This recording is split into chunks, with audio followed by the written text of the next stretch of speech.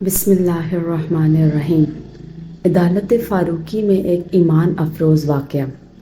امیر المؤمنین حضرت عمر فاروق رضی اللہ تعالیٰ عنہ کی عدالت عالیہ میں ایک مقدمہ پیش ہوا۔ دو خوبصورت نوجوان ایک نوجوان کو پکڑ کر حاضر ہوئے اور فریاد کی، اے امیر المؤمنین، اس نوجوان نے ہمارے بوڑھے باپ کو قتل کر دیا ہے، اس ظالم قاتل سے ہمارا حق دلوائیے۔ آپ رضی اللہ تعالیٰ عنہ نے دعویٰ سننے کے بعد ملزم کی طرف دیکھا اور دریافت فرمایا کہ تو اپنی صفائی میں کیا کہتا ہے؟ ملزم نے عرض کی، ہاں امیر المؤمنین، یہ جرم واقعی مجھ سے صادر ہوا ہے، میں نے زور سے ایک پتھر اسے مارا تھا جس سے وہ ہلاک ہو گیا تھا۔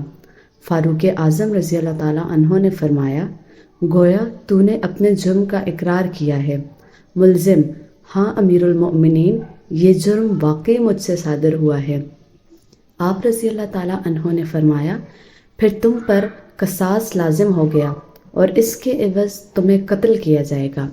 ملزم نے جواب دیا، آقا مجھے آپ رضی اللہ تعالیٰ عنہ کے حکم اور شریعت مطہرہ کے فتوے سے انکار نہیں، البتہ میں ایک گزارش کرنا چاہتا ہوں۔ ارشاد ہوا، بیان کرو۔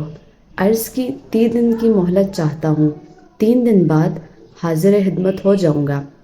عظیم قائد نے کچھ دیر سر جھکا کر سوچا، غور کے بعد سر اوپر اٹھایا اور فرمایا، اچھا کون ضامن ہوگا تمہارا کہ تم واقعی وعدہ کو ایفا کرنے کے لیے تیسرے دن عدالت عالیہ میں حاضر ہو کر خون کا بدلہ خون سے دو گے؟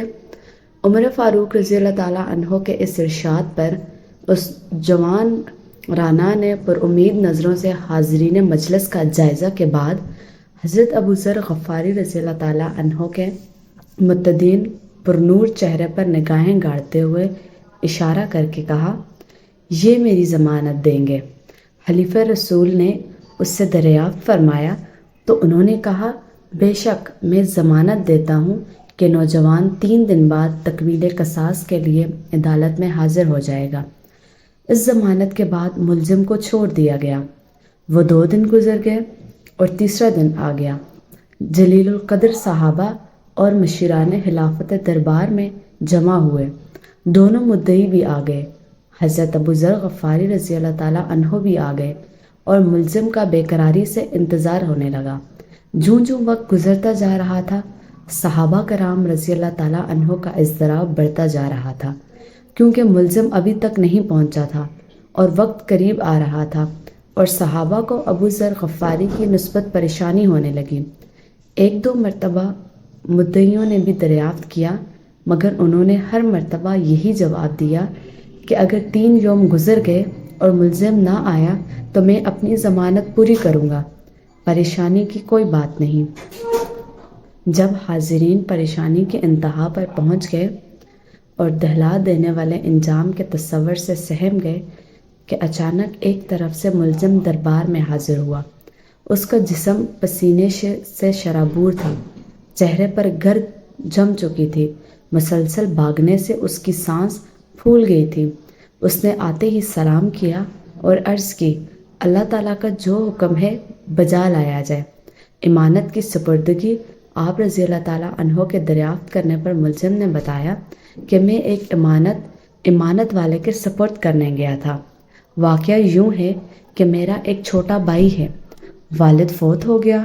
موت سے پہلے اس نے میرے پاس میرے چھوٹے بھائی کے لیے کچھ سونا رکھا تھا اور وصیت کی تھی کہ جب وہ جوان ہو جائے تو اس کے سپرد کر دینا۔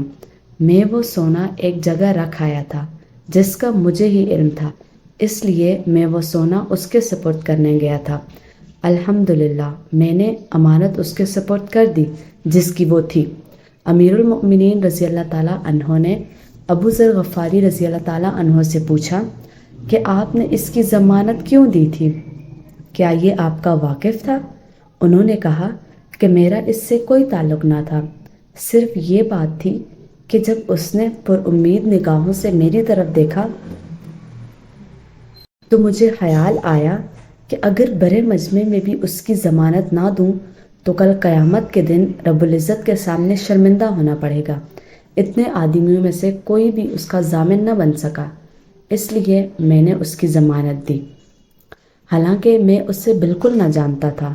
مجھے یہ معلوم ہے کہ یہ کہاں رہتا ہے، بس اس کی ظاہری شرافت نے مجھے یقین دلا دیا تھا کہ وعدہ کا پکا ہے، اور میں نے ضمانت دے دی۔ یہ بات سن کر حاضرین محفل اشک آلودہ ہو گئے۔ مدعیوں نے التجا کی کہ اے امیر المؤمنین رضی اللہ تعالیٰ عنہ، ہم نے اپنے باپ کا خون معاف کر دیا۔ سبحان اللہ، جزاک اللہ خیر، اللہ حافظ۔